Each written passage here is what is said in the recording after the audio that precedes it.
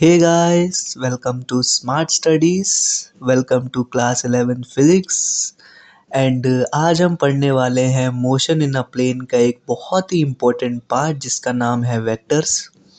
एकदम डिटेल में पढ़ेंगे, सब कुछ पढ़ेंगे।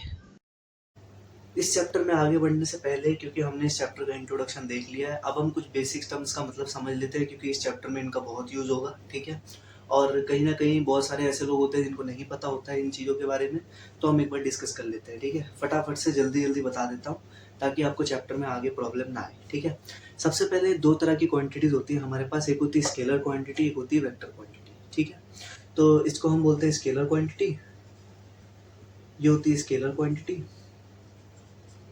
इसके बारे में मैंने पिछले चैप्टर में बताया था, बट एक बार फिर से बता देता हूँ, ये होती है वेक्टर क्वांटिटी।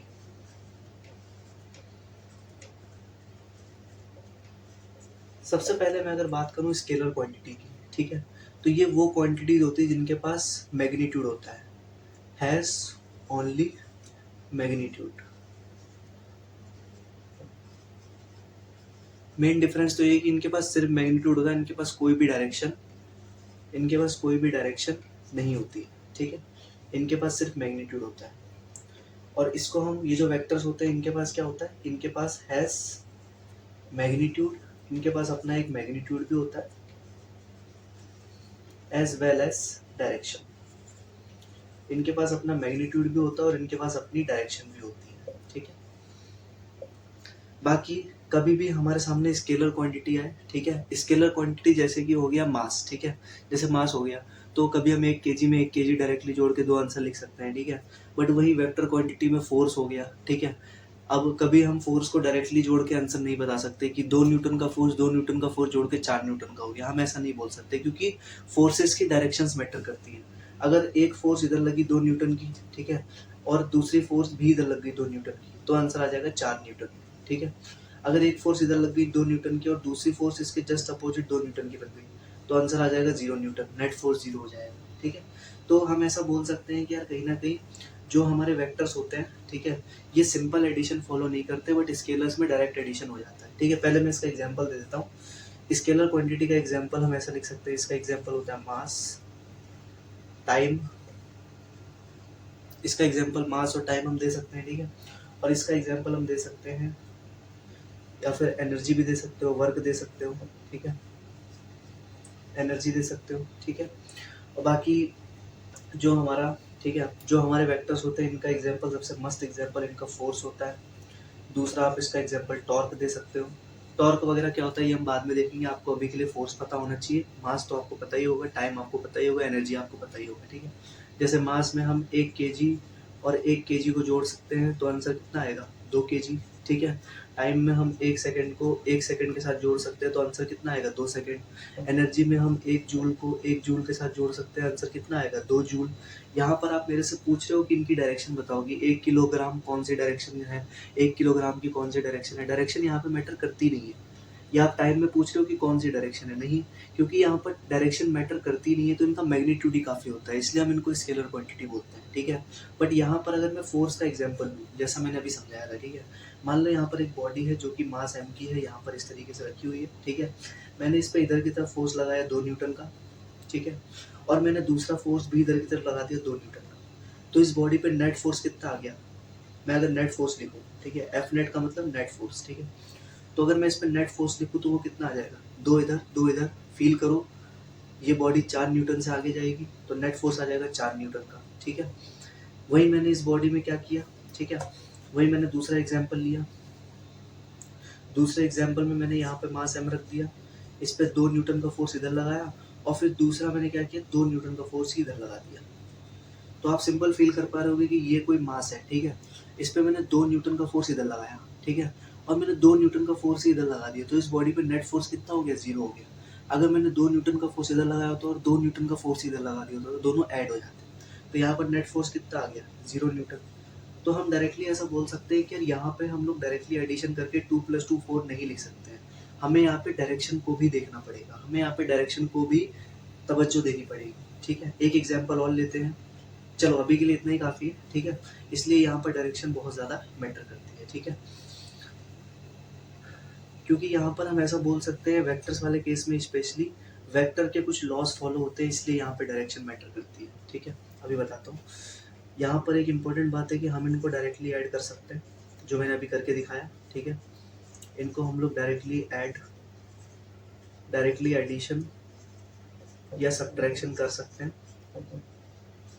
ठीक है। इनका हम डायरेक्टली एडिशन या डायरेक्टली सब्ट्रैक्शन कर सकते हैं, ठीक है। बट जो हमारे वेक्टर्स होते हैं, इनको हम लोग डायरेक्टली एडिशन या डायरेक्टली सब्ट्रैक्शन ना करते हुए इनमें हम वेक्टर के लॉस को फॉलो करते हैं, ठीक है। इसमें हम we follows vector law of addition. इसके कुछ लॉज होते हैं जो कि हमें फॉलो करने पड़ते हैं, जैसे मैंने अभी आपको बताया ना कि 2 न्यूटन के फोर्स में 2 न्यूटन जोड़ के 4 न्यूटन भी आ सकता है, या फिर 0 न्यूटन भी आ सकता है, ठीक है। तो इसके हमें कुछ वेक्टर के लॉज को फॉलो करना पड़ता है, या फिर इसमें 2√2 भी आंसर आ सकता है। जैसे कि ऐसे, ये मास m था, एक फोर्स इधर लगाया 2 न्यूटन का, एक फोर्स इधर लगा दिया 2 न्यूटन का, तो इस बॉडी पे जो नेट फोर्स होगा वो आप आगे जाके पढ़ोगे, ठीक है, इधर की तरफ होगा 2√2 न्यूटन का। तो 2√2 भी आ सकता है, मतलब 2 और 2 को जोड़ के 2√2 भी आ सकता है, 2 और 2 को जोड़ के 0 भी आ सकता है, और 2 और 2 को जोड़ के 4 भी आ सकता है। ये होता है वेक्टर का खेल। और स्केलर में सिर्फ 2 और 2 को जोड़ के 4 ही आ सकता है और कुछ नहीं आ सकता है, 2 या 2 को घटा के -0 आ सकता है, ठीक है। ये चीज़ है, मतलब क्वांटिटीज़ का फर्क होता है, बस इतना हमें ध्यान में रखना है, ठीक है। तो ये बात हो गई हमारे वेक्टर्स की, ठीक है। अब हम कुछ और बातें कर लेते हैं, बाकी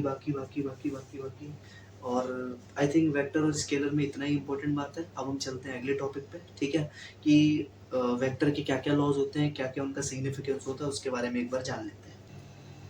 हाँ जी, तो अब बात कर लेते हैं वेक्टर के बेसिक्स की और उसके लॉज की, ठीक है। तो मैं यहाँ पर आपको एक छोटा सा एग्जांपल देता हूँ, ठीक है। जैसे अगर मान लो ए एक वेक्टर क्वांटिटी है, ठीक है। अभी हमने डिस्कस किया था वेक्टर और स्केलर का मतलब क्या होता है, आपको बिल्कुल क्लियर होगा, ठीक है। अब मैं थोड़ी देर के, क्योंकि स्केलर्स तो हम बचपन से पढ़ते आ रहे हैं, ठीक है, मास हो गया, टाइम हो गया, ठीक है, ये सब क्या होते हैं, स्केलर क्वांटिटी होते हैं, तो इन पे हमें उतना जानने की जरूरत नहीं है। एनर्जी हो गया, ठीक है, इनको हम डायरेक्टली ऐड करके आंसर ला सकते हैं। बट वेक्टर को समझना इसलिए जरूरी है क्योंकि हम इनको हम डायरेक्टली ऐड नहीं कर सकते, ठीक है। क्योंकि हमने वहां पर देखा था कि 2 और 2 को जोड़ के 4 भी आ रहा है, 0 भी आ रहा है, 2√2 भी आ रहा है, ठीक है। तो इनमें हमें कुछ लॉज को फॉलो करना पड़ता है, कुछ इनके बेसिक्स होते हैं, ठीक है, वो हम यहाँ पर समझ लेते हैं। तो अगर मैं यहाँ पर बात करूँ थोड़ी देर के लिए कि मेरे पास ए एक तरह की वेक्टर क्वांटिटी है, ठीक है, ए एक ऐसी कोई चीज है जो कि वेक्टर क्वांटिटी, जैसे मैंने यहाँ पे फोर्स लिखा था, ठीक है, वैसे ही। तो हमें सबसे पहली चीज ये ध्यान देनी होगी कि ए को हम लोग रिप्रेजेंट कैसे करेंगे, ए वेक्टर से, ठीक है। इसके ऊपर हम एक ऐसा एरो सा लगा देते हैं, ठीक है। अगर ए जो होता वो एक स्केलर क्वांटिटी होता तो उसको हम एज इट इज ए ही लिखते, कोई दिक्कत नहीं होती, ठीक है। बट अगर ए एक तरह का वेक्टर क्वांटिटी है तो हम इसको सिंबल से कैसे दिखाएंगे, ए वेक्टर, ठीक है, क्योंकि इसके पास अपनी एक डायरेक्शन भी और अपना मैग्नीट्यूड भी है, ओके। उसके बाद, ठीक है, अगर हम बात करें कि मेरे पास कोई वेक्टर है तो वो दिखता कैसे है, ठीक है, वेक्टर दिखता कैसे है। तो अगर मेरे पास इस तरीके का ए वेक्टर है, ठीक है, तो इसको दिखाने का तरीका जो होता है वो कुछ इस तरीके का होता है, ये ए वेक्टर, ठीक है। मतलब इस तरीके से हम इसको दिखाते हैं, ए वेक्टर। मैं अभी दिखा रहा था ना आपको कि फोर्स लगा इस तरीके से, है ना, इस तरीके से 2 न्यूटन का फोर्स लगा, ठीक है। तो ये एक तरीके का क्या है, हम इसको इसी तरीके से दिखाते हैं, मतलब एरो से दिखाते हैं, ठीक है। तो इस तरीके से हम लोग ए वेक्टर को रिप्रेजेंट करते हैं। It is represented by arrow, represented by an arrow, ठीक है। इसको हम हमेशा किससे रिप्रेजेंट करते हैं, एरो से रिप्रेजेंट करते हैं, ठीक है, इस तरीके से। तो इसको हम लोग एक तरीके से किससे रिप्रेजेंट करते हैं, एरो से रिप्रेजेंट करते हैं। इतना समझ में आ गया कि अगर ए वेक्टर दिया है तो अगर मेरे को कोई कह दे कि इसको रिप्रेजेंट कैसे करोगे, इस तरीके से करोगे, एरो बना के, और आगे लिख दोगे ए वेक्टर, ठीक है। बाकी अब हम समझते हैं कि इसको हम लोग स्केलर से कैसे मल्टीप्लाई करते हैं। मतलब जैसे थोड़ी देर के लिए मान लो मुझे कोई ए वेक्टर बनाने को बोले, ठीक है, जैसे कुछ थोड़ी देर के लिए मान लो कि मैंने क्या कर दिया, ये बना दिया, ये हो गया मेरा क्या, ए वेक्टर, ठीक है। कोई मेरे से कहने लगे कि ए वेक्टर का दुगना बना दो, मतलब कोई मेरे से कहे 2a वेक्टर बना दो, तो कुछ मत करना, इसका डबल बना देना, इस तरीके से 2a वेक्टर, ठीक है। कोई कहे इस वेक्टर का आधा बना दो, मतलब a वेक्टर बाई 2, तो वो इस तरीके से बना दोगे, a वेक्टर बाई 2। मतलब क्या होता है, सिंपल, आपको इतना समझ में आ रहा होगा कि हम स्केलर को जिस नंबर से मल्टीप्लाई करते हैं वेक्टर भी उसी नंबर से मल्टीप्लाई हो जाता है। मतलब हम वेक्टर को जिस नंबर से मल्टीप्लाई करते हैं वो उतना गुना हो जाता है, ठीक है। मतलब मल्टीप्लाई बाय स्केलर अगर हम करेंगे तो वेक्टर स्केलर के टाइम्स हो जाता है, ठीक है।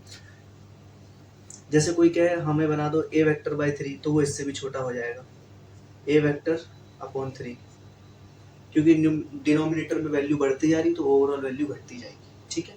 तो मल्टीप्लाई बाई स्केलर हम कैसे करते हैं, a vector, 2 a vector by 2, a vector by 3, ठीक है। मल्टीप्लाई बाई स्केलर में बस आपको इतना ध्यान रखना है कि वेक्टर को आप जिस स्केलर से मल्टीप्लाई करोगे वो उतना गुना हो जाएगा, ठीक है, वो उतना गुना हो जाएगा। अगर 1 से बड़े नंबर से मल्टीप्लाई करोगे तो वो उतना ज़्यादा बढ़ जाएगा, और अगर 1 से छोटे से मल्टीप्लाई करोगे तो वो उतना गुना कम हो जाएगा, ठीक है। एक बार और एग्जांपल ले लो, जैसे इधर की तरफ ए वेक्टर है, कोई मेरे से पूछे बता दो 2a वेक्टर कैसा, 3a वेक्टर कैसा लगेगा, ठीक है, सॉरी 2a वेक्टर ही पूछ लिया, मैं फिर से बता देता हूँ, तो वो इसका डबल हो जाएगा 2a वेक्टर।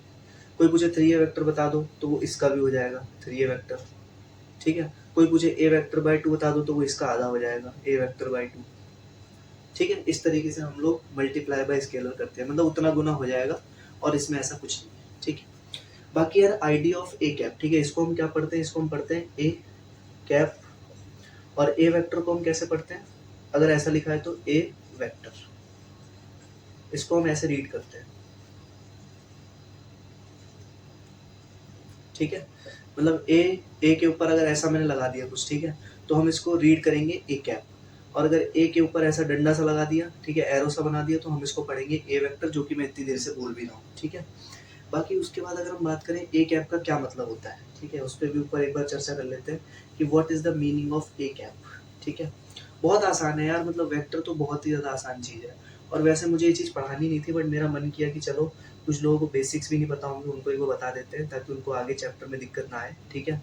भले ही थोड़ा सा टाइम एक्स्ट्रा लग जाएगा, कोई दिक्कत नहीं है, लेकिन मैं ये चाहता हूँ कि आप मेरे चैनल पर आए हो तो आपको किसी और चैनल पर ना जाना पड़े पढ़ने के लिए, मैं सब कुछ यही पढ़ा दूँ, ठीक है, और वो भी कम से कम समय में, क्रिस्प तरीके से, ठीक है, जो कि हमारे इस चैनल का मोटो है। बाकी ए कैप का क्या मतलब होता है, देखो जैसे अभी मैंने लिखा ए वेक्टर, ठीक है, तो मैंने आपको बता रखा है कि कोई भी वेक्टर क्वांटिटी होगी तो उसका अपना मैग्नीट्यूड होगा और अपना डायरेक्शन भी होगा, ठीक है। तो हम लोग जो मैग्नीट्यूड है ना, इसका जो मैग्नीट्यूड होगा, पहली बात तो जैसे ए वेक्टर है, ठीक है, तो इसके पास अपना मैग्नीट्यूड भी होगा, इसके पास अपना एक मैग्नीट्यूड भी होगा, इसके पास अपना एक डायरेक्शन भी होगा। तो जो इसका मैग्नीट्यूड होता है ना, उसको हम मॉड ऑफ ए से दिखाते हैं, ठीक है, उसको हम मॉड ऑफ ए से दिखाते हैं, ठीक है। और जो इसका डायरेक्शन होगा, इसको हम ए कैप से दिखाते हैं, ठीक है। और इसका जो मैग्नीट्यूड होता है ना, वो हमेशा 1 होता है, ठीक है। तो ए वेक्टर को लिखने का तरीका हो जाएगा mod of A magnitude multiply by direction, इस तरीके से, ठीक है। तो इस बात का हमें ध्यान रखना है कि जो ए वेक्टर होता है ना, उसकी वैल्यू होती है mod of A multiply by A cap की, ठीक है। तो एक बार मैं और लिख देता हूँ छोटा सा, ठीक है, यहीं पे लिख देता हूँ, आप इसको अपनी कॉपी में भी लिख लीजिएगा, ठीक है, कि जो हमारा ए वेक्टर होता है ना, ए वेक्टर है, कोई चीज़ वेक्टर क्यों है, क्योंकि उसके पास मैग्नीट्यूड भी है और डायरेक्शन भी है। मैग्नीट्यूड को हम दिखाते हैं, जो ए वेक्टर का मैग्नीट्यूड होगा वो हो जाएगा मॉड ऑफ ए, ठीक है, और जो इसकी डायरेक्शन होगी वो हो जाएगी ए कैप, ठीक है। इसको हम कहते हैं यूनिट वेक्टर अलोंग ए, ठीक है, इसको हम ऐसे लिख सकते हैं यूनिट वेक्टर अलोंग ए वेक्टर, ठीक है, इस तरीके से। तो ये हमारा एक तरीके का फॉर्मूला होता है जो कि हमें यहाँ पर ध्यान में रखना है, और यही थी इसकी एक्सप्लेनेशन, ठीक है। एक बार मैं आपको छोटा सा कोई एग्जांपल देके दिखा देता हूँ, ठीक है। जैसे कि मान लो मैंने लिख दिया फोर्स, तो आप सबने पढ़ा होगा, ठीक है, तो मैं थोड़ी देर के लिख दूँ force F vector is equal to 2 newton. क्या ये चीज़ सही है, बताओगे? F vector is equal to 2 newton का मतलब क्या है, ये सिर्फ मैग्नीट्यूड है, और ये क्या है, इसके पास ये वेक्टर क्वांटिटी, इसके पास डायरेक्शन और मैग्नीट्यूड दोनों होना चाहिए, ठीक है। तो हम ऐसा बोल सकते हैं कि ये चीज़ सरासर गलत है। इसको लिखने का तरीका ऐसा होना चाहिए कि मुझे डायरेक्शन भी बतानी है, ठीक है। तो थोड़ी देर के लिए मान लो एफ वेक्टर की जो डायरेक्शन है वो मैंने क्या बोल दी, एक्स प्लस एक्स में है, और अगर कोई भी चीज़ प्लस एक्स में होती है तो हम उसको आई कैप से दिखाते हैं, ठीक है। तो एफ वेक्टर बराबर 2 आई कैप, ठीक है। तो हम ऐसा बोल सकते हैं कि ये क्या है, इसका मैग्नीट्यूड है, ये क्या है, इसका डायरेक्शन है, ठीक है, तभी हम ऊपर कैप लगा देते हैं। तो यही होता है इसका मतलब बेसिकली, और ऐसा कुछ मुश्किल है नहीं, ठीक है। एक चीज़ मैं आपको और बता देता हूँ छोटी सी, ठीक है, idea of i cap, j cap, k cap, ठीक है। आइडिया ऑफ, मैं ना बहुत बेसिक से जा रहा हूँ यार, हो सकता है आपको ना पता हो, इसलिए बता देता हूँ। आई कैप क्या होता है, जे कैप क्या होता है, के कैप क्या होता है, ठीक है। ये होता है, यहाँ पे लिख देता हूँ, ठीक है। आई कैप क्या होता है? आई कैप होता है unit vector along plus x, ठीक है। अगर मैं प्लस आई कैप लिख रहा हूँ तो यूनिट वेक्टर, मतलब जो हमने यहाँ पढ़ा है ना कैप, इसी को यूनिट वेक्टर बोलते हैं, ठीक है। Unit vector along plus x axis. अगर मैं प्लस जे कैप लिख रहा हूँ तो इसका मतलब भी होता है unit vector along plus y axis, ठीक है। और अगर मैं प्लस के कैप लिख रहा हूँ तो इसका मतलब भी होता है unit vector along plus z axis, ठीक है। और अगर माइनस आई कैप लिखोगे तो unit vector along minus x axis, minus j cap लिखोगे तो unit vector along minus y axis, और माइनस के कैप लिखोगे तो unit vector along minus z axis, ठीक है। तो ये होता है इसका सिंपल सा explanation, idea of i cap, j cap, k cap, ठीक है। ये भी मैंने आपको बता दिया, इससे बेसिक तो अब कौन ही बताता होगा यार यूट्यूब पे, ठीक है, वो भी इतने कम टाइम में। अब हम चलते हैं अगले टॉपिक पे जिसका नाम है इसके लॉज क्या क्या होते हैं, और दो इंपॉर्टेंट बातें और बता दूंगा जो कि आगे चल के यूज होंगी। उससे ज़्यादा मैं नहीं बताने वाला क्योंकि उससे ज़्यादा इंपॉर्टेंट भी नहीं है आपके लिए, ठीक है। तो चलिए फिर आगे कंटिन्यू करते हैं। सो अब हम बात करते हैं वेक्टर लॉज ऑफ एडिशन की, जिसमें सबसे पहला लॉ आता है ट्रायंगल लॉ, ठीक है। उसके पहले मैं आपको एक बात क्लियर कर देता हूँ, और हो सकता है बहुत सारे लोग बोले कि सर आपने वेक्टर के टाइप्स नहीं पढ़ा है, सर आपने ये नहीं पढ़ाया, सर आपने वो नहीं पढ़ाया, ठीक है। बहुत सारे लोग बोल सकते हैं, क्योंकि लोग ये नहीं देखते कि इसने अच्छा क्या किया है, लोग ये देखते हैं कि इसने बुरा क्या किया है, ठीक है। तो मैं बस इतना बोलूंगा कि यार मैं जितना पढ़ा रहा हूँ उतना सफिशिएंट है, क्योंकि मैं 11th पढ़ चुका हूँ, मैं 12th पढ़ चुका हूँ, मैं बोर्ड्स दे चुका हूँ, मैं जेई दे चुका हूँ। कहीं भी उन डेफिनेशंस का यूज नहीं होता है, कहीं भी नहीं होता है, ठीक है। और कहीं होगा तो मैं बता दूंगा, अभी के लिए दे आर नॉट इम्पोर्टेंट। जो इम्पोर्टेंट है, जो आगे यूज होने वाला है, वो मैं आपको बता रहा हूँ। बाकी ये वेक्टर्स एक ऐसा पार्ट है जिसके ऊपर खुद 12th क्लास में एक चैप्टर है अलग से, ठीक है। तो अभी हम उस पर नहीं जाते हैं, अभी हम उतना पढ़ते हैं जितना हमारे लिए सफिशिएंट है, जितना हमें फिजिक्स में यूज होगा उतना बस, ठीक है। तो अगर मैं बात करूँ यहाँ पे ट्रायंगल लॉ की, ठीक है, तो मैं जल्दी जल्दी यहाँ डिस्कस करूंगा क्योंकि इतना टाइम है नहीं हमारे पास, ठीक है। क्योंकि अभी हमारा मोशन इन अ प्लेन दिखाया तो स्टार्ट ही नहीं हो पाया है, ठीक है। तब से हम वेक्टर वेक्टर ही पढ़ रहे हैं। तो थोड़ी देर के लिए ऐसा मान लो, मैंने अभी आपको वेक्टर का रिप्रेजेंटेशन बता दिया, बहुत कुछ बता दिया, ठीक है। तो थोड़ी देर के लिए ऐसा मान लो कि यहाँ पर मैंने एक वेक्टर दे दिया जो कि क्या है, ए वेक्टर, ठीक है। थोड़ी देर के लिए मैंने क्या कर दिया, अभी आपको रिप्रेजेंट करना सिखाया था, इधर की तरफ मैंने ए वेक्टर दे दिया, ठीक है। दूसरा कोई वेक्टर था बी वेक्टर, जो कि ठीक है, जो कि मान लो कहीं यहाँ पे पड़ा हुआ था बी वेक्टर, ठीक है। तो सबसे पहले मैंने क्या किया, इस बी वेक्टर को उठा के लेके आके यहाँ पे लगा दिया, ठीक है। और कुछ इस तरीके से लगाया। अच्छा हाँ, एक बात और है, ठीक है, कि अगर ये इस तरीके का ए वेक्टर है, ठीक है, तो हम इसको बोलते हैं टेल, और इसको हम बोलते हैं फेस। फेस बोल लो या फिर एरो बोल लो, ठीक है, कुछ भी बोल सकते हो, ठीक है। तो हमने कुछ इस तरीके से बी वेक्टर को लेके आया, बी वेक्टर कुछ इस तरीके से फ्री में पड़ा हुआ था, ठीक है। हमने क्या किया, हमने कुछ इस तरीके से इसको पैरेलली शिफ्ट करके, ठीक है, जैसे मान लो ये टेल है, ये हेड है, इसको कुछ इस तरीके के लेके आए कि ये बिल्कुल यहाँ पे फिट हो जाए, ठीक है। मतलब बी की जो टेल है, ठीक है, बी की जो, ठीक है, बी की जो टेल है वो ए के हेड के साथ जुड़ जाए, मतलब इस तरीके से, ठीक है।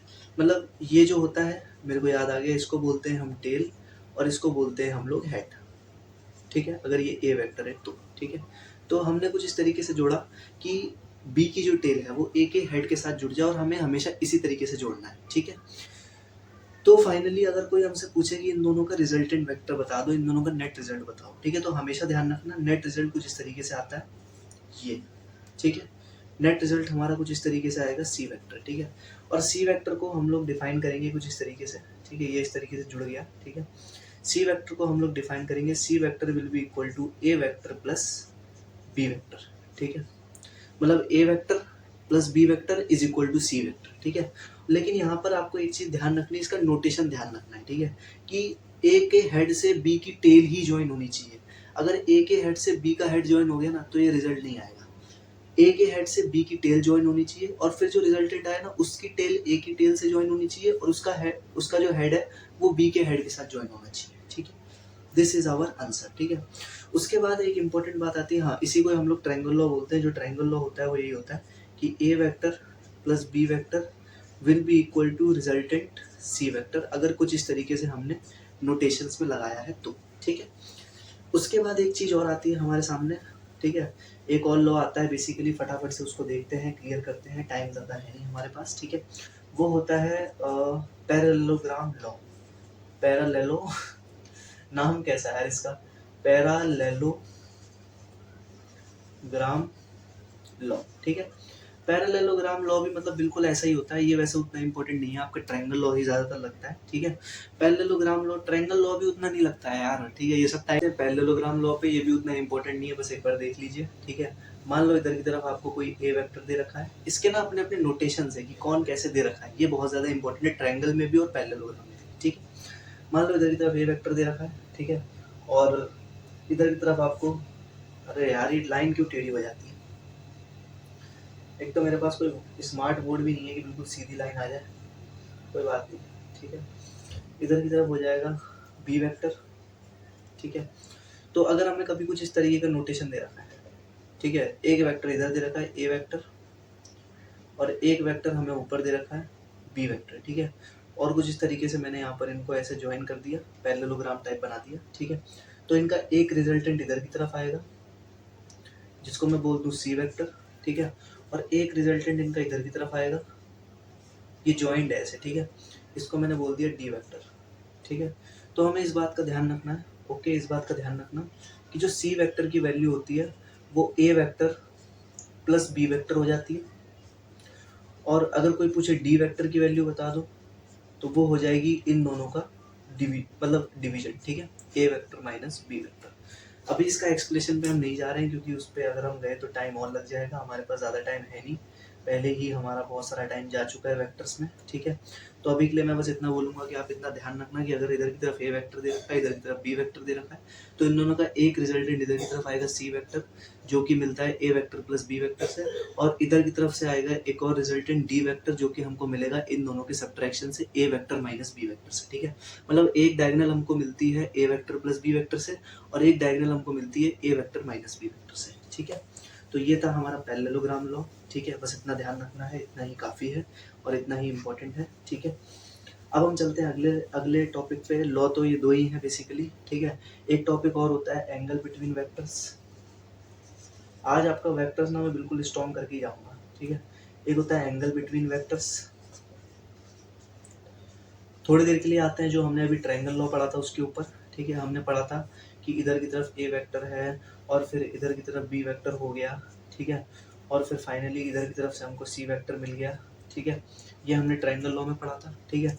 तो अगर कोई मेरे से पूछे angle between A vector and B vector बता दो, ठीक है, तो कुछ लोग कहेंगे कि angle between A vector and B vector ये वाला होगा, क्या ये वाला होगा? नहीं, ठीक है।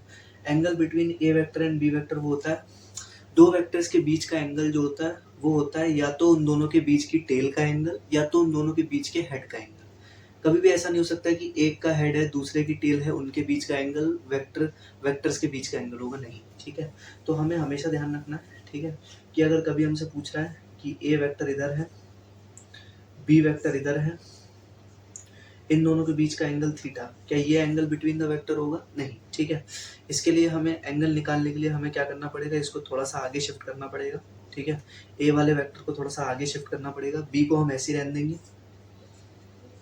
ए वाले वेक्टर को हमें थोड़ा सा आगे शिफ्ट करना पड़ेगा, ए वेक्टर, क्योंकि हम वेक्टर में पैरेलल शिफ्टिंग कर सकते हैं, ठीक है। तो जो ये वाला एंगल होगा थीटा, ठीक है, ये होता है एंगल बिटवीन द वेक्टर्स, ठीक है। ये क्या होता है? ये होता है angle between A vector and B vector, ठीक है। मतलब इस आप बस इतना ध्यान रखो कि एंगल बिटवीन द वेक्टर्स का मतलब क्या होता है, दोनों के हेड के बीच का एंगल या दोनों की टेल के बीच का एंगल। एक का हेड और एक की टेल के बीच का एंगल कभी भी वेक्टर के बीच का एंगल नहीं होता है, दोनों की टेल के बीच का एंगल वेक्टर का एंगल होता है, दोनों के हेड के बीच का एंगल वेक्टर के बीच का एंगल होता है, ठीक है। यही था एंगल बिटवीन द वेक्टर। एक बार शॉर्ट में लिख भी देता हूँ, ठीक है, कि it is defined as the angle between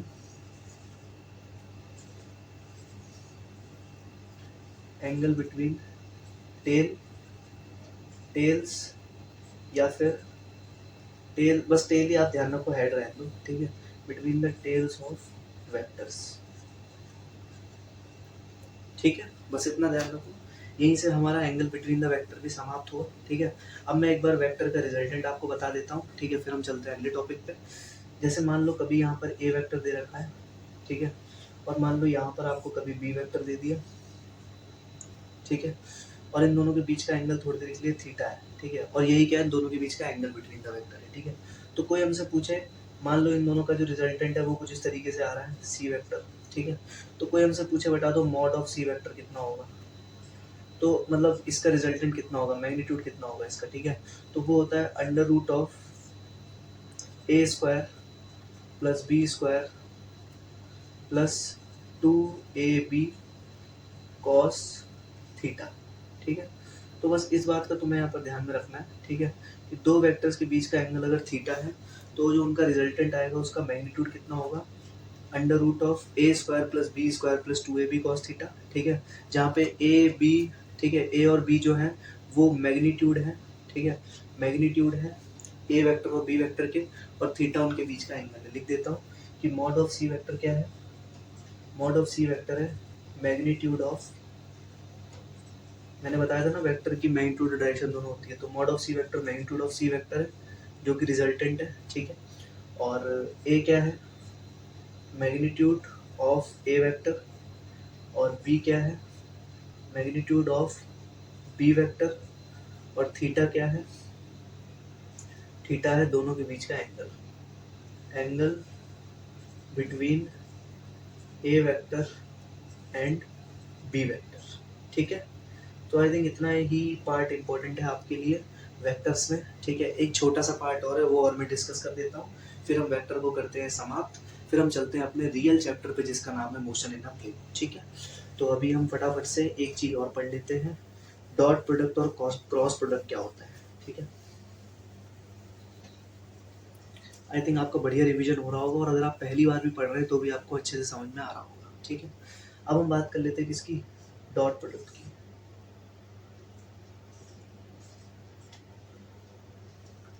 कोई ना, अगर ज़्यादा होगा तो मैं कुछ पार्ट अगले चैप्टर में पढ़ा दूंगा, ऐसी कोई दिक्कत नहीं है, ऐसी कोई जल्दीबाजी नहीं है, ठीक है। मैं अगले चैप्टर के साथ कंबाइन करके पढ़ा दूंगा, बट मैं जितना पढ़ा रहा हूँ उतना आपको अच्छे से समझ में आए और मैं कंप्लीट पढ़ाऊँ और क्रिस्प पढ़ाऊँ, यही मैं चाहता हूँ, ठीक है।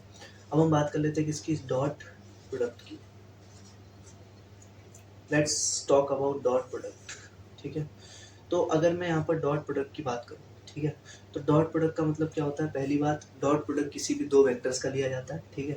मान लो यहाँ पर ए वेक्टर है और यहाँ पर बी वेक्टर है, और इन दोनों के बीच का जो एंगल है वो थीटा है, ठीक है। तो जो डॉट प्रोडक्ट होता है वो होता है, ठीक है, a vector dot product with b vector, ठीक है, इस तरीके से हम लिखते हैं। और इसका फॉर्मूला पता है क्या होता है, इसका फॉर्मूला होता है a vector dot product with b vector is equal to mod of A vector multiply by mod of B vector multiply by cos theta, ठीक है। तो ये होता है बेसिकली सिंपल डॉट प्रोडक्ट का मतलब, ठीक है। अब मैं यहाँ पर आपको एक एग्जांपल लेके दिखाता हूँ कैसे करते हैं, क्या करते हैं, ठीक है, ठीक है। A vector dot product b vector will be equal to mod of A vector multiply by mod of B vector multiply by cos theta.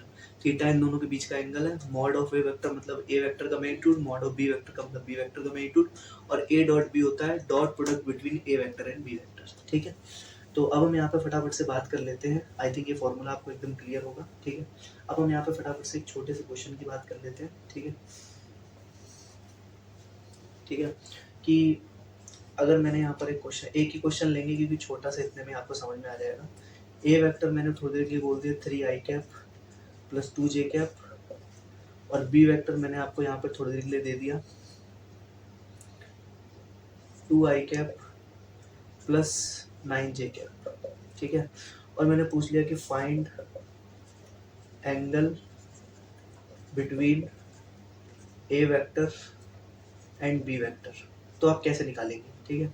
तो ये बहुत सिंपल होता है, ठीक है। सबसे पहले हम निकाल लेंगे यहाँ पे a vector dot product b vector, ठीक है। इसकी वैल्यू कितनी आ जाएगी, इसकी वैल्यू आ जाएगी ए डॉट बी, आप करोगे तो हम ऐसे करते हैं, देखो ए डॉट बी मतलब 3 i cap dot 2 i cap, ठीक है। तो ये कितना हो जाएगा 6, ठीक है, 6 हो गया, प्लस 2 जे कैप डॉट 9 जे कैप, तो 9 2 जा 18 हो गया, 18 will be equal to A dot B बराबर मॉड बी कॉस थीटा, ठीक है। मॉड ऑफ ए वेक्टर कितना हो जाएगा, इसका आप अगर मैग्नीट्यूड निकालोगे तो वो हमेशा ध्यान रखना कभी भी ऐसे आई कैप जे कैप के टर्म में दिया जाए तो मैग्नीट्यूड हम डायरेक्टली स्क्वायर करके निकाल देते हैं, ठीक है। 3 स्क्वायर प्लस 2 स्क्वायर, ठीक है। तो ये आ जाएगा, और मॉड ऑफ बी वेक्टर कितना हो जाएगा यहाँ से, under root of 2 square plus 9 square, ठीक है।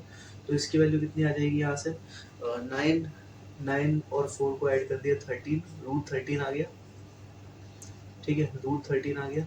और ये इन दोनों को आपस में मैंने ऐड कर दिया, तो 4 प्लस 81 ये आ गया 85, ठीक है। तो इन दोनों को मल्टीप्लाई कर दिया, root 13 into root 85 into cos theta. तो यहाँ से तुम थीटा आराम से, ठीक है, 24 will be equal to under root of root A root B को हम लोग लिख सकते हैं root A B 13 into 85 multiply by cos theta. तो यहाँ से आप थीटा आराम से निकाल सकते हैं, जो भी आपकी वैल्यू आ जाएगी कॉस इनवर्स करके आएगी, एग्जैक्ट वैल्यू तो यहाँ पे नहीं आएगी, बट आप थीटा यहाँ से निकाल सकते हैं, ठीक है। तो इस तरीके से हम लोग डॉट प्रोडक्ट वगैरह की कैलकुलेशन करते हैं, बहुत ही ईजी है, बहुत ही आसान है और बहुत ही सिंपल है, ठीक है। इसमें ऐसा आपका ज़्यादा कोई रॉकेट साइंस नहीं है और काफ़ी ज़्यादा आसान है, ठीक है। एक एग्जांपल मैं आपको घर के लिए दे देता हूँ, ठीक है, कि जैसे मान लो ए वेक्टर मैंने दे दिया 2i cap plus 2j cap, ठीक है, और बी वेक्टर मैंने दे दिया 4i cap plus 3j cap, ठीक है। तो आपको बताना है find angle between A vector and B vector, ठीक है। ये आपको बताना है, ये आपका क्वेश्चन है, ठीक है। इसका आपको आंसर हमें कमेंट करना है, ठीक है, अच्छे से लेक्चर देखने के बाद। ये तो था आपका डॉट प्रोडक्ट। एक बात मैं आपको और बता देता हूँ, मतलब मैं अभी एकदम बेसिक बेसिक लेके चल रहा हूँ, ठीक है। कुछ लोगों को हो सकता है ना पता हो, कभी अगर ए वेक्टर आपको दे रखा है, ठीक है, a i cap plus b j cap, ठीक है, तो मॉड ऑफ ए वेक्टर निकालने का जो तरीका होता है, जो मैग्नीट्यूड निकालने का तरीका होता है, वो क्या होता है, under root of A square plus B square, ठीक है। ए और बी क्या है, वैल्यूज है, कोई भी, जैसे 2i cap plus 3j cap हो सकती है, 4i cap plus 5j cap हो सकती है, ठीक है। तो मॉड ऑफ ए वेक्टर निकालने का ये तरीका होता है, ठीक है। और ऐसा हम क्यों करते हैं, क्योंकि ऐसा हम इसलिए करते हैं क्योंकि हमको पता है, देखो ए आई कैप का मतलब क्या है, ठीक है। जैसे मैंने ए वेक्टर को लिख लिया 3i cap plus 4j cap, ठीक है। इसका मतलब क्या है, ये जो ए वेक्टर है ना, ये आई कैप में मतलब प्लस एक्स में 3 है, तो प्लस एक्स में ये कितना है, 3 है, ठीक है। और प्लस वाई में कितना है, ये 4 है, प्लस वाई में कितना है, ये 4 है। तो अब आपको पता है, मैंने आपको वेक्टर का मैग्नीट्यूड निकालने का फॉर्मूला बताया था, ठीक है। क्या बताया था कि ए नेट जो होता है, या फिर सी हमने बताया था ना, अभी सी बराबर under root a square plus B square plus 2ab cos theta. तो उसमें थीटा वाली टर्म क्या थी, इन दोनों के बीच का एंगल। अब ये थीटा जो है वो 90 डिग्री हो गया, ठीक है। अब ये थीटा 90 डिग्री हो गया, तो कॉस थीटा की वैल्यू 0 हो गई, तो net magnitude under root of A square plus B square आ गया, ठीक है। तो इसलिए इसका जो रिजल्टेंट होता है वो कितना आ जाता है, इसका रिजल्टेंट आ जाता है 5, ठीक है, under root of 3 square plus 4 square. खैर आपको ये अगर नहीं भी पता होगा तो भी चलेगा, बस आपको इतना पता होना चाहिए कि अगर कभी हमें वेक्टर कुछ इस तरीके से दे दिया, ठीक है, a i cap plus b j cap, तो हमें इसका जो मैग्नीट्यूड है वो निकालना आना चाहिए, ठीक है। वो हो जाएगा हमारा under root of A square plus B square, ठीक है। इससे आगे इस चैप्टर में इतना कुछ भी ऐसा कुछ बचता नहीं है, ठीक है। और ऐसा हमने क्यों किया ये भी हमने आपको बता दिया, ठीक है। एक बार और बता देते हैं, ठीक है। जैसे हमने अभी देखा था, एक बार मैं स्टैंडर्ड तरीके से बता देता हूँ, a i cap plus b j cap, ठीक है। इसका मतलब ए वेक्टर का आई कैप में क्या है, ए है, और जे कैप में क्या है, बी है, ठीक है। तो हमने पढ़ा था कि इसका जो नेट रिजल्टेंट होता है वेक्टर्स का वो कितना आता है, नेट रिजल्टेंट कितना आता है, हमने थोड़ी देर के लिए पढ़ा था, थोड़ी देर पहले पढ़ा था, under root of A square plus B square plus 2ab cos theta, यही पढ़ा था हमने, ठीक है। तो यहाँ पर हमें क्लियरली दिख रहा है थीटा इन दोनों के बीच का एंगल होता है। अब यहाँ वाले केस में थीटा इन दोनों के बीच में 90 डिग्री है, तो कॉस 90 क्या हो जाएगा, 0, तो ये पूरा टर्म क्या हो जाएगा, 0। तो इसका नेट मैग्नीट्यूड कितना आ जाएगा, under root of A square plus B square, ठीक है। और यहाँ पे सिंपल मैग्नीट्यूड ए और बी है, तो under root of A square plus B square, ठीक है। आई थिंक इससे ज़्यादा डिटेल में कोई भी नहीं बताता होगा, और इतना ज़्यादा क्रिस्प तरीके से भी कोई नहीं बताता होगा, क्योंकि ये एकदम क्रिस्प मटेरियल है। अगर आपको इतना भी आता है ना, तो भी आपका काम चल जाएगा, आपको वेक्टर में और भी कुछ पढ़ने की ज़रूरत नहीं पड़ेगी, ठीक है। अब हम बात कर लेते हैं कि इसकी क्रॉस प्रोडक्ट की, जो कि इस वेक्टर वाले पार्ट का आखिरी पार्ट है, उसकी बात कर लेते हैं जल्दी से फटाफट से। इसके बाद ये चैप्टर वेक्टर वाला हम यही ड्रॉप कर देंगे, क्योंकि इससे ज़्यादा कहीं नहीं आता है, ठीक है। एक चीज़ और बता दूँ मैं छोटी सी, कॉम्पोनेंट, चलो पहले वही बता देता हूँ, कॉम्पोनेंट कैसे करते हैं। Component of vector. अब यार मैं पढ़ाने पे आया ना तो फिर मैंने पढ़ा ही दिया वेक्टर, मेरे को 10 मिनट एक्स्ट्रा लग गए। हो सकता है ये लेक्चर थोड़ा सा लंबा हो जाए, बट कोई बात नहीं यार, ठीक है, आपके लिए कर रहा हूँ जो भी कर रहा हूँ। अब आपको कुछ अलग से नहीं पढ़ना पड़ेगा, इतनी मेरी गारंटी है, ठीक है। नहीं तो हो सकता है अगर मैं लेक्चर थोड़ा छोटा कर देता तो हो सकता है कि आपको कुछ अलग से जाके पहले पढ़ के आना पड़ता। अब ये क्या है, कंप्लीट भले ही आपका हो सकता है 10-15-20 मिनट एक्स्ट्रा ले लूँ मैं इस चैप्टर में, बट कहीं ना कहीं जो मेरा मोटिव है थोड़ा सा वो भी डाउन हो जाए, कोई नहीं। जो मैंने 1 घंटे का सोचा था वो भी ना हो पाए, कोई बात नहीं। बट आपको इस लेक्चर को देखने के बाद आपको ना वेक्टर पढ़ने की ज़रूरत है, ना आपको कुछ पढ़ने की ज़रूरत है। बस आपको थोड़े बहुत क्वेश्चन प्रैक्टिस करने की ज़रूरत है, थोड़ा बहुत रिवीजन करने की ज़रूरत है, और आपका काम डन है, ठीक है। बाकी अगर इस लेक्चर को भी आप 2-3 बार देख लोगे तो आपको रिवीजन भी नहीं करना पड़ेगा, क्योंकि आपको एक चीज़ एकदम दिमाग में बस जाएगी, ठीक है। अब हम बात करते हैं कंपोनेंट ऑफ वेक्टर्स की। इसमें हम ज़्यादा उतना नहीं खेलेंगे, ठीक है। इसमें बहुत ज़्यादा आसान होता है, ठीक है। जैसे कि बस इतना ध्यान रखना है ना, जो इस चैप्टर में यूज़ होगा और आगे की फिजिक्स में जो यूज़ होगा, ठीक है, कि मान लो यहाँ पर कोई फोर्स एफ लग रहा है, ठीक है, कोई वेक्टर क्वांटिटी एफ है, ठीक है, और ये प्लस एक्स है और ये प्लस वाई है, ठीक है, प्लस वाई है, ठीक है। तो हमेशा इस बात का ध्यान रखना, ठीक है, हमेशा इस बात का आप ये चीज़ ध्यान रखना, ठीक है। ये प्लस एक्स है, ये प्लस वाई है, ठीक है। तो हमेशा इस बात का आप ध्यान रखना कि अगर ये वाला एंगल जो है वो क्या बन रहा है, थीटा बन रहा है, ठीक है। अगर ये वाला एंगल जो है वो क्या बन रहा है, एक तरीके से थीटा बन रहा है, ठीक है। प्लस एक्स का उसने क्या बनाया, थीटा एंगल बनाया है, ठीक है। तो एफ का जो एक कॉम्पोनेंट आता है आगे की तरफ, मतलब इसके दो कॉम्पोनेंट आएंगे, मैंने बोला ना, अब इसका यूज होगा मोशन इन अ प्लेन में, ठीक है। इसके दो कॉम्पोनेंट आएंगे आगे, एक होगा एफ का cos component, F cos theta, और एक होगा इसका ये वाला कॉम्पोनेंट एफ साइन थीटा, ठीक है। इस चीज का हमें ध्यान रखना है, ठीक है। तो यानी कि जो तुमने एफ को ऐसे लिखा है ना, इसमें तुम एफ वेक्टर को ऐसे भी लिख सकते हो, F vector is equal to F cos theta I cap plus F sine theta J cap, ठीक है। इसका मैग्नीट्यूड कैलकुलेट करोगे एफ ही आ जाएगा, ठीक है। तो बस तुम्हें इस पूरे चैप्टर में आगे मोशन इन अ प्लेन में और पूरी फिजिक्स में क्लास 11-12 की तुम्हें बस इतना ध्यान रखना है कि कोई भी क्वांटिटी ऐसी हो, चाहे एफ हो, चाहे वी हो, चाहे पी हो, तो इधर की तरफ आता है एफ कॉस थीटा, ऊपर की तरफ आता है एफ साइन थीटा। वी होता तो इधर की तरफ वी, तो थीटा एंगल बनाया तो V cos theta V sine theta. इधर की तरफ होता पी, तो थीटा एंगल है P cos theta P sine theta, ठीक है, इस तरीके से। तो बस ये चीज आपको यहाँ पर ध्यान में रखनी है, इसी को हम बोलते हैं कंपोनेंट ऑफ अ वेक्टर, ठीक है। कि cos थीटा अगर कोई ऐसी क्वांटिटी है f और यहाँ पे x एक्सिस है, ये y एक्सिस है, थीटा एंगल बनाया तो f cos theta f sin theta, बस दैट्स इट, ठीक है।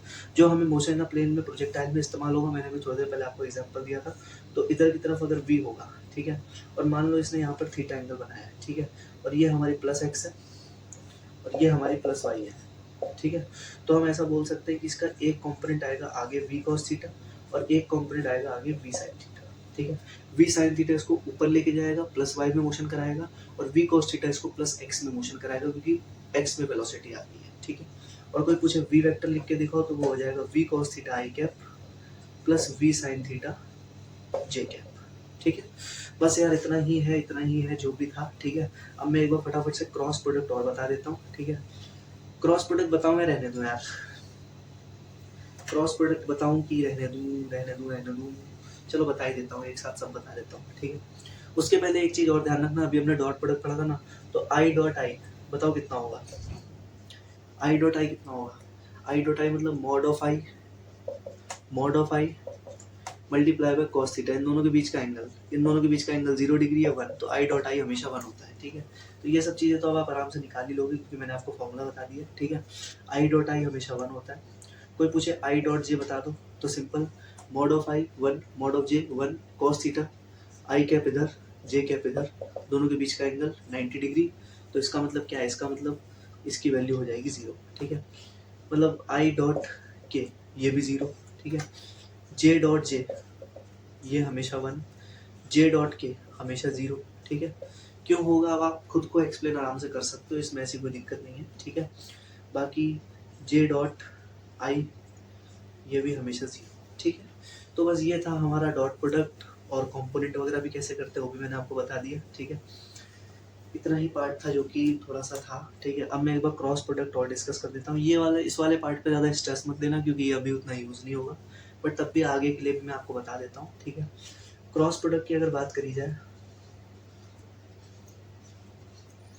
क्रॉस प्रोडक्ट भी एक तरीके से हम वैसे ही करते हैं, ठीक है। दो चीज़ें होती हैं, डॉट प्रोडक्ट और क्रॉस प्रोडक्ट, ठीक है। डॉट प्रोडक्ट से हमें जो आंसर मिलता है, आप बताओ वो क्या होगा। जो हमें डॉट प्रोडक्ट से वैल्यू मिलती है, ठीक है, ए डॉट बी करने से जो हमको वैल्यू मिलती है वो क्या होती है, मॉड ए मॉड बी कॉस थीटा। कोई भी डायरेक्शन का खेल नहीं है, सिर्फ और सिर्फ मैग्नीट्यूड है। तो इसका मतलब जो चीज़ हमें मिलती है वो स्केलर क्वांटिटी मिलती है। हमें हमेशा क्या मिलती है, स्केलर वाली चीज़ मिलती है, ठीक है। तो हम ऐसा बोल सकते हैं कि यार कहीं ना कहीं डॉट प्रोडक्ट जो होता है, ठीक है, उससे हमें क्या मिलता है, कोई भी चीज़ मिलती है जो कि स्केलर होती है, ठीक है। अगर मैं क्रॉस प्रोडक्ट की बात करूँ, ठीक है, स्केलर चीज़ मिलती है, क्योंकि इसका आंसर आता है मॉड ए मॉड बी कॉस थीटा। कोई भी डायरेक्शन का पंगा नहीं, ठीक है, सिर्फ डायरेक्शन का पंगा नहीं है, सिर्फ और सिर्फ मैग्नीट्यूड का खेल है सारा, ठीक है। अगर मैं यहाँ पर बात करूँ क्रॉस प्रोडक्ट की, तो इसमें हमेशा ध्यान रखना, हमें मैग्नीट्यूड और डायरेक्शन दोनों मिलता है, ठीक है। मतलब इसका, ठीक है, मान लो इधर की तरफ ए वेक्टर है, इधर की तरफ बी वेक्टर है, बिल्कुल वैसे ही जैसे हमने अभी किया था ना, बिल्कुल वैसे ही, ठीक है। इधर की तरफ ए वेक्टर है, इधर की तरफ बी वेक्टर है, ठीक है। इन दोनों के बीच का जो एंगल है वो थोड़ी देर के लिए मैंने क्या बोल दिया, थीटा बोल दिया, ठीक है।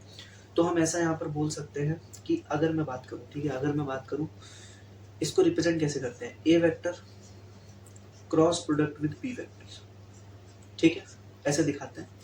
इसका फॉर्मूला जो होता है वो होता है मॉड ए, बिल्कुल सेम है ऑलमोस्ट, ठीक है, mod A mod B multiply by sine theta. बस यहाँ पे साइन थीटा आ जाता है, वहाँ पे कॉस थीटा आता था, यहाँ पे साइन थीटा आ जाता है, इतना होता है। वहाँ पे डॉट था, यहाँ पे क्रॉस आ जाता है, वहाँ पे कॉस थीटा था, यहाँ साइन थीटा आ जाता है, ठीक है। ये तो इसका मैग्नीट्यूड होता है, और क्योंकि ये हमें एक वेक्टर देता है तो हम इसका मल्टीप्लाई कर देते हैं एन कैप से।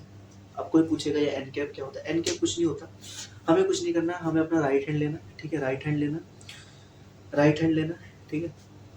अगर ए क्रॉस बी कर रहा है तो ए की तरफ रखना, बी की तरफ घुमाना है। इसको घुमाने पे थंब की डायरेक्शन जो आएगी वो डायरेक्शन होगी एन कैप की, क्योंकि ये एक यूनिट वेक्टर है तो इसकी डायरेक्शन ही होगी, सिर्फ इसका कोई भी मैग्नीट्यूड नहीं होगा। तो ये किस तरफ आएगा, एन कैप, इस तरफ। इसका मतलब अगर इसको मैं आई कैप बोल दूं, इसको मैं जे कैप बोल दूं, ठीक है, तो आई से जे की तरफ मैंने उंगलियां घुमाई तो किधर पे आ गया, प्लस के की तरफ, ठीक है। यानी कि आई क्रॉस जे जो होगा, ये जो हमें यूनिट वेक्टर देगा वो के कैप देगा। सिंपल, कुछ समझ में आया, कुछ तो समझ में आया होगा। देखो एक बार और बताता हूँ, ठीक है। देखो पहली चीज तो आपको इतना ध्यान रखना है कि क्रॉस प्रोडक्ट और डॉट प्रोडक्ट में क्या फर्क होता है, ठीक है। क्रॉस प्रोडक्ट में, डॉट प्रोडक्ट में हमने देखा था ए डॉट बी बराबर mod B cos theta, direction का कोई पंगा नहीं, सिर्फ और सिर्फ मैग्नीट्यूड का पंगा है, जो कि आप आराम से निकाल लोगे, बहुत आसान है, ठीक है। क्रॉस प्रोडक्ट में जनरली बच्चों को दिक्कत होती है, क्रॉस प्रोडक्ट को रिप्रेजेंट ऐसे करते हैं ए और बी। अगर मेरे को ए और बी का क्रॉस प्रोडक्ट लेना है, ठीक है, तो a vector cross product b vector, ठीक है, तो मुझे ए वेक्टर की तरफ उंगलियां घुमानी पड़ेगी, ठीक है। तो इससे हमें क्या मिलेगा, हमेशा एक वेक्टर क्वांटिटी मिलेगी, ठीक है। इससे हमें, इससे जो रिजल्टेंट मिलेगा ना, इससे जो हमें रिजल्टेंट मिलेगा वो हमेशा एक वेक्टर क्वांटिटी मिलेगी। क्यों मिलेगी, मैंने अभी आपको वो भी एक्सप्लेन कर दिया उंगलियां घुमा के, ठीक है।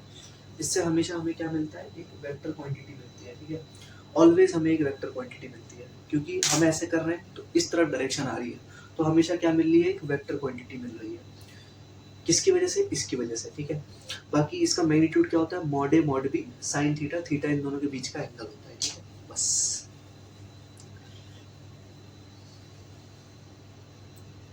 बाकी एन कैप की डायरेक्शन निकालने के लिए हमारे पास कुछ रूल्स होते हैं, ठीक है। जैसे मैंने अभी एक रूल तो आपको बता दिया था, आई कैप क्रॉस जे कैप, ठीक है। मान लो इधर की तरफ आई कैप है, ठीक है, आई कैप किधर, मैं को बता देता हूँ, आई कैप जे कैप और इधर की तरफ है के कैप, ठीक है। तो आई क्रॉस जे कर दिया, ये अंदर, ये मतलब ये जो के कैप है ना, बाहर की तरफ है, ठीक है। इधर की तरफ आई कैप, इधर की तरफ जे कैप, इधर की तरफ के कैप, ठीक है। तो आई क्रॉस जे के कैप, ठीक है, ठीक है। वैसे ही जे क्रॉस आई, जे क्रॉस आई, अगर कोई हमसे पूछे जे क्रॉस आई बता दो, जे क्रॉस आई बता दो, ठीक है, तो ये क्या हो जाएगा, जे की तरफ रखो, ये रखो जे की तरफ, आई की तरफ घुमा दो, घुमा दिया अंदर की तरफ, राइट हैंड लेना, राइट हैंड, ठीक है, हमेशा देना राइट हैंड लेना, इस तरीके से रखना। आई क्रॉस जे पूछे इस तरफ के कैप आ गया, जे क्रॉस आई पूछे इस तरफ अंदर चला गया, यानी कि माइनस के कैप, बाहर आए तो प्लस, अंदर आए तो माइनस, ठीक है। इस तरीके से हमें ध्यान रखना है, ठीक है। बाकी है ना, ये हो जाता है सिंपल नोटेशन जिनको हम हाथों से कर सकते हैं, ठीक है। बाकी यहाँ पर एक रूल और हमें ध्यान रखना है, ठीक है। एक रूल हमें और यहाँ पर ध्यान रखना है, रूल नहीं है मतलब वो एक तरीके से हम ऐसा बोल सकते हैं हमारी हेल्प है, ठीक है, जो कि हमें आगे भी यूज़ कर किया जाता है, जो कि मैंने ही अपने सलीम सर से, जिनसे मैंने अपनी क्लास 11 क्लास 12 पढ़ी है, उनसे ये रूल सीखा है, ठीक है। बहुत ही सिंपल रूल है, ठीक है, उनका ही स्टूडेंट हूँ मैं, है ना। तो देखो, आई कैप लिखो, जे कैप लिखो, के कैप लिखो, फिर आई कैप लिखो, फिर जे कैप लिखो, फिर के कैप लिखो, फिर आई कैप लिखो, फिर जे कैप लिखो, फिर के कैप लिखो। क्योंकि जनरली ना हमें ये एन कैप निकालने में दिक्कत होती है, हमें ये मॉड भी साइन थीटा में कोई दिक्कत नहीं है, हमें ये एन कैप निकालने में दिक्कत है, ठीक है।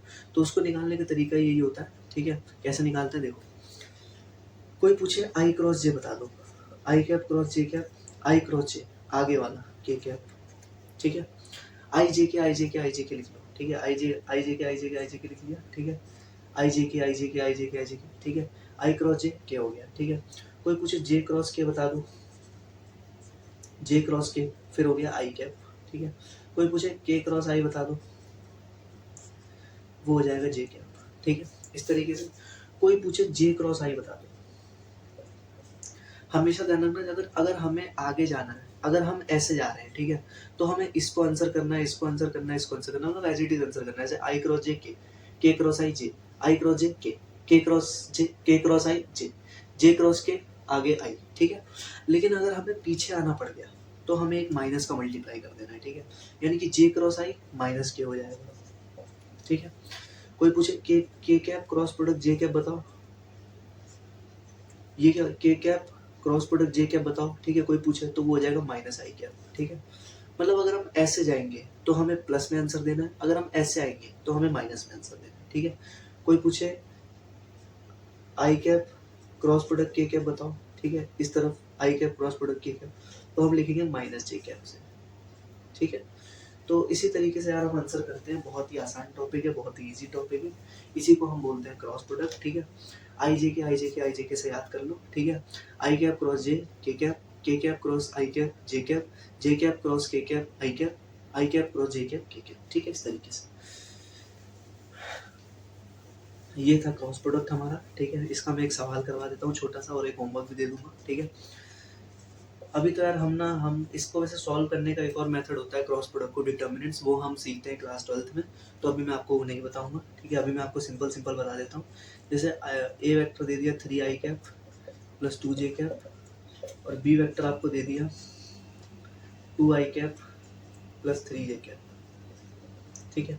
सबसे पहले हमसे पूछा a vector cross product b vector बताओ, तो कुछ मत करो, एज इट इज लिख लो, 3 i cap plus 2 J cap cross product with 2 i cap plus 3 j cap, ठीक है। अब क्या करो, सिंपल इसको मल्टीप्लाई कर दो, 3 i cap cross product with 2 i cap, ठीक है, मतलब मल्टीप्लाई विथ 2 आई कैप, ठीक है, plus 3 i cap multiply with 3 j cap plus 2 J cap multiply with 2 i cap plus 2 J cap multiply with 3 j cap, ठीक है। इस तरीके से मतलब मल्टीप्लाई की तरह ही। अब एक चीज़ का और ध्यान रखना, क्रॉस प्रोडक्ट में क्या होता है, आई डॉट आई क्रॉस आई हमेशा जीरो होता है, क्यों, क्योंकि मॉड आई साइन थीटा दोनों के बीच का एंगल 0 डिग्री है, तो 0 होगा, ठीक है। जे क्रॉस जे क्या होता है, 0 होता है। के क्रॉस के क्या होता है, 0 होता है, ठीक है। इस बात का ध्यान रखना है, क्योंकि इन दोनों के बीच का एंगल 0 होता है, ठीक है। और वही आई क्रॉस जे के हो जाएगा, जे क्रॉस के आई हो जाएगा, ठीक है, के क्रॉस आई जे हो जाएगा, ठीक है। इस तरीके से तो ये चीज़ें भी ध्यान में रखनी है आपको। बाकी इसका आंसर 0, 3 3 जा 9, स्केलर्स को मल्टीप्लाई कर दो पहले, 3 3 जा 9 मल्टीप्लाई बाय आई क्रॉस जे के हो जाएगा, ठीक है, प्लस पहले स्केलर्स को मल्टीप्लाई करो, 2 2 जा 4 multiply by J cross I minus के हो गया, ठीक है, प्लस जे क्रॉस जे मतलब 6 इंटू 0 ही तो हो जाएगा, जे क्रॉस जे 0 हो जाएगा, तो फाइनल आंसर क्या आ जाएगा, 9 के cap minus 4 K cap will be equal to 5 K cap, simple, ठीक है। इस तरीके से हमें ध्यान में रखना है। ये था हमारा क्रॉस प्रोडक्ट, ठीक है, जो कि जनरली सबको आता ही है, बट जिसको नहीं भी आता है वो मेरे चैनल पे आके सीख गया होगा इतने आसान तरीके से, ठीक है ना। बस यही है, ठीक है। ए क्रॉस बी की वैल्यू आ जाएगी 5 के, ठीक है। अगर कोई इन दोनों के बीच का एंगल पूछे, ठीक है, अगर कोई इन दोनों के बीच का एंगल पूछे तो आप क्रॉस प्रोडक्ट का यूज़ ना करते हुए डॉट प्रोडक्ट का यूज़ कर लेना। ए डॉट बी बराबर mod B cos theta, mod a आपको पता है, मॉड बी आपको पता है, ए डॉट बी पता है, कॉस थीटा निकाल लेना, थीटा आ जाएगा। ठीक, ये था हमारा सिंपल सा क्रॉस प्रोडक्ट। ठीक है, समझ में तो आ ही रहा होगा यार, इतना डिटेल में पढ़ा रहा हूँ। ठीक है, ए वेक्टर जो है, ठीक है, इसको मैं थोड़ी देर के लिए, अब मैं आपको कुछ होमवर्क दे देता हूँ। ठीक है, 9 i cap plus 4j cap plus 10k cap. ठीक है, और बी वेक्टर को मैंने लिख दिया i cap plus 6j cap plus 4k cap. ठीक है, कुछ लोग इसको बोल सकता हूँ मैं डिटर्मिनेंट से भी करेंगे, बट जो तरीका मैंने बताया अभी आप उससे करना। ठीक है, डिटर्मिनेंट वाला तरीका अभी मैं नहीं बताऊंगा क्योंकि उसमें फिर क्लास 12 की मैथ्स आ जाती है। ठीक है, वो तरीका भी अच्छा है बट अभी वो रहने देते हैं। ठीक है, वो तरीका मेरे को पता है, बट अभी आप इस सिंपल तरीके से करिए। खैर इतना ज़्यादा तो नहीं पूछता है अभी। ठीक है, आप इतना ही कर लीजिएगा, इतना ही काफ़ी है। ठीक है, मैं लिख देता हूँ फाइंड, चलो एक अच्छा सा क्वेश्चन पूछ लेता हूँ। ठीक है, फाइंड, कुछ चीज़ें फाइंड करके दिखानी है आपको। पहली चीज़ मॉड ऑफ ए वेक्टर बताओ, दूसरी चीज़ मॉड बी बताओ, तीसरी चीज़ इन दोनों के बीच का थीटा बताओ। ठीक है, चौथी चीज़, चलो तीसरी चीज़ मैं पूछ लेता हूँ, ए डॉट बी बताओ, चौथी चीज़ इन दोनों के बीच का थीटा बताओ।